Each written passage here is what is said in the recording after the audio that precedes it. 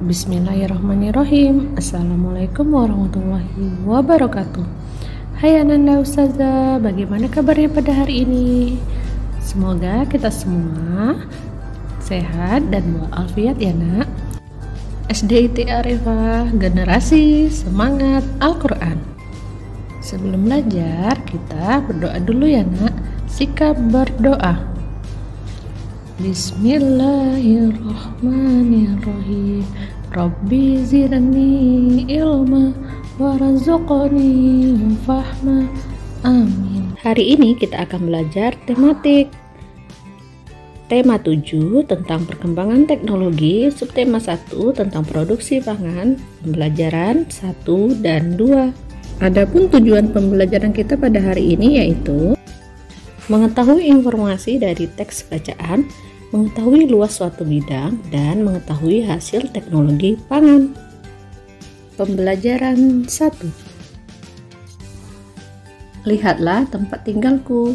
Udaranya sejuk, tanahnya subur, dikelilingi sawah dan kebun, tempat hewan ternak bermain dan berkumpul. Inilah tempat tinggalku, kaya hasil kebun dan sayur mayur, berlimpah susu, daging, dan telur. Terampilnya warga tempat tinggalku bekerja sama mengolah hasil alam, menggunakan teknologi yang telah maju, menghasilkan sumber pangan yang beragam. Mari kita pelajari macam-macam pengolahan pangan agar menjadi manfaat bagi sesama. Siti menunjukkan sebuah teks bacaan, isinya tentang teknologi pangan. Tahukah kamu apa arti teknologi pangan? Nah, ayo kita baca teks bacaan yang ditunjukkan oleh Siti. Teknologi pangan. Alam Indonesia sungguh kaya. Kacang kedelai, jagung, dan kelapa adalah hasil pertanian. Telur, daging, dan susu adalah hasil peternakan. Semua itu adalah sumber pangan kita. Pangan artinya makanan. Alam Indonesia menyediakan sumber pangan kita. Hasil panen dan ternak yang melimpah memberi makanan yang cukup bagi kita. Akan tetapi hasil pertanian dan peternakan tidak dapat bertahan lama. Makanan itu dapat membusuk, makanan busuk harus dibuang. Hasil panen harus diolah agar tidak cepat membusuk. Mengolah hasil panen dilakukan dengan teknologi pangan. Teknologi pangan adalah penggunaan ilmu pengetahuan untuk mengolah pangan. Teknologi pangan dapat menghasilkan makanan baru. Teknologi pangan menjaga agar makanan tidak cepat membusuk. Hasil panen berlimpah dapat diolah menjadi makanan baru. Kacang kedelai dapat dibuat menjadi tahu, tempe, dan kecap. Sedangkan susu sapi dapat diolah menjadi mentega, susu bubuk, dan keju. Nah, teknologi pangan mengolah makanan agar tahan lama. Teknologi pangan juga sangat bermanfaat bagi kehidupan kita. Nah, sekarang coba jawablah pertanyaan berikut berdasarkan teks teknologi pangan. Pertanyaan yang pertama, apa arti dari pangan? Iya benar, pangan artinya makanan. Nomor 2, apakah hasil panen pertanian dan peternakan dapat bertahan lama? Iya benar, hasil pertanian dan peternakan tidak dapat bertahan lama. Dan yang ketiga, bagaimana cara mengolah hasil panen? Iya benar, mengolah hasil panen dapat dilakukan dengan teknologi pangan. Nah sekarang ayo kita mengamati. Ibu Edo sedang membuat tahu. Edo mengajak teman-teman untuk melihatnya. Semua tertarik dan ingin belajar membuat tahu. Cara membuat tahu cukup mudah. Pertama, ibu menghaluskan dan merebus kedelai. Nah, kemudian hasil rebusan disaring hingga tak ada ampas. Kemudian hasil rebusan dimasak lagi hingga menjadi susu kedelai. Setelah diberi cuka dan didinginkan, adonan tahu siap dicetak. Nah, selanjutnya Ibu Edo mengukur luas kain untuk menyaring tahu dengan menggunakan satuan tidak baku. Nah, di sini ada kain A dan kain B. Kita diperintahkan untuk menghitung satuan luasnya dengan membagi kotak atau kain A dan kain B dengan berbentuk kotak dan menggunakan atau berwarna kuning. Nah, kain juga harus menutup seluruh permukaan tahu ya nak. Nah, setelah tertutup kemudian diukur dengan menggunakan satuan luas, maka akan terlihat seperti gambar di bawah ini.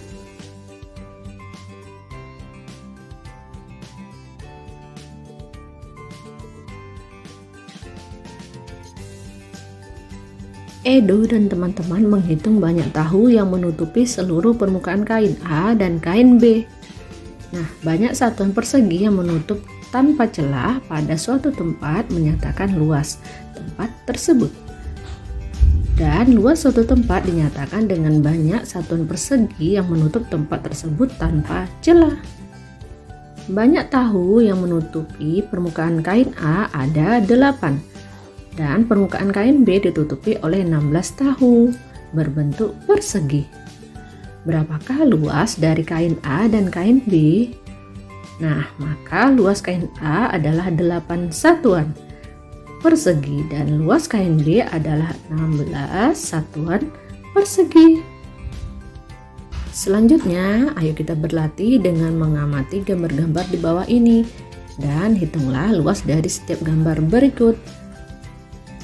Luas bidang A adalah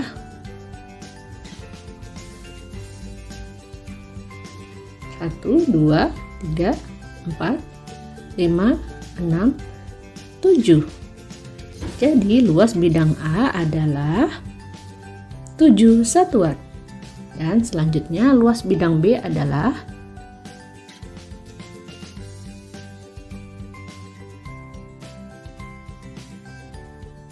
10 satuan. Selanjutnya luas bidang C adalah 6 satuan. Dan yang terakhir luas bidang D adalah 7 satuan. Nah, jadi kita ketahui luas yang paling kecil adalah bidang C dan luas yang paling besar adalah bidang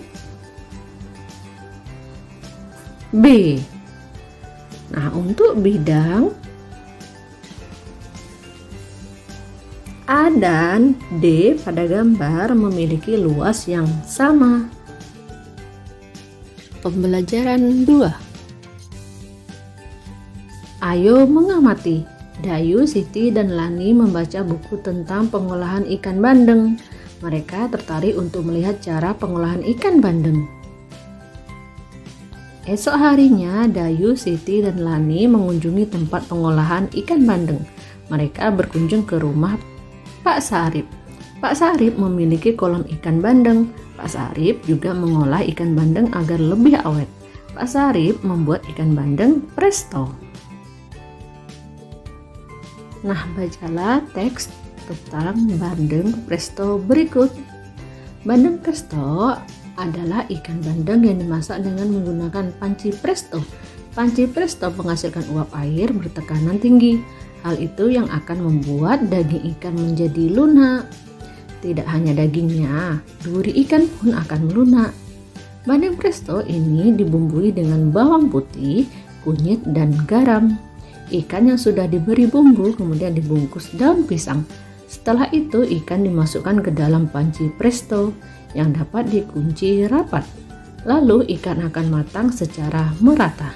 Setelah matang, bandeng presto dapat dikemas. Cara mengemas bandeng presto akan menentukan daya tahan ikan. Jika dibungkus plastik biasa, ikan akan bertahan lama selama 5 hari. Namun jika dibungkus dengan menggunakan plastik tahan udara, ikan akan bertahan hingga 3 bulan. Selanjutnya, ayo berlatih. Ada berapa buah paragraf pada teks bandeng presto? Ya, benar. Ada 3 paragraf. Yaitu paragraf pertama, paragraf kedua,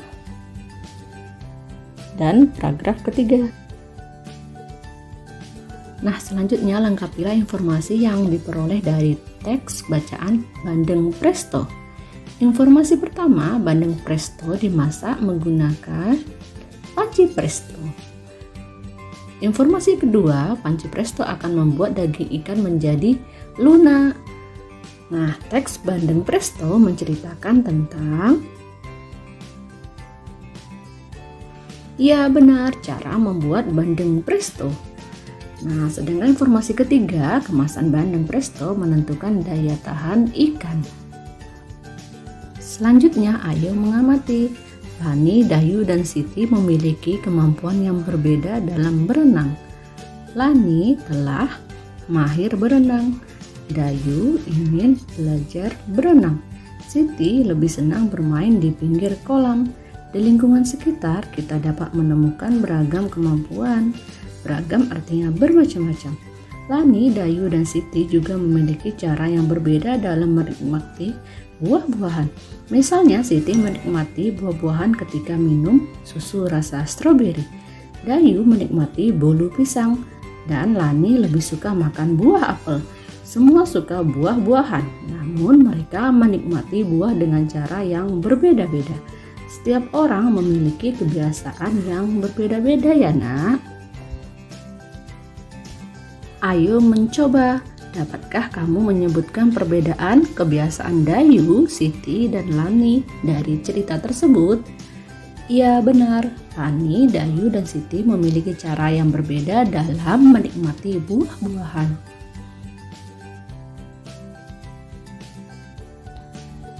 Nah, jadi kita ketahui bahwa kebiasaan yang berbeda merupakan bagian dari keberagaman. Nah, coba tulislah daftar makanan hasil teknologi pangan berdasarkan gambar berikut. Nah, jenis makanannya ada ayam crispy, sosis, dan apel. Dan untuk hasil teknologi pangannya dari makanan tersebut, ayam crispy menjadi makanan kaleng, sosis menjadi snack atau bolu pisang, dan apel menjadi teknologi pangan berupa susu rasa apel.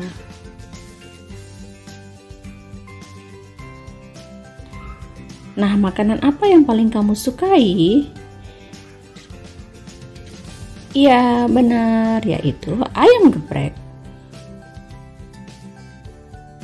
Selanjutnya, ayo amati hasil wawancara pada tabel berikut.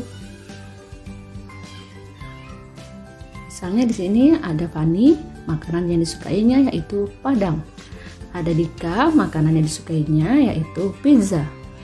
Dan ada Olin, makanan yang disukainya yaitu roti bakar. Nah, Ananda Ustazah, apakah mereka menyukai jenis makanan yang sama? Dan apakah semua menyukai makanan hasil teknologi pangan? Nah, diskusikan bersama temanmu. Kemudian lingkari jawaban yang paling tepat di bawah ini. Jenis makanan yang disukai oleh orang-orang di lingkungan sekitarku ternyata berbeda.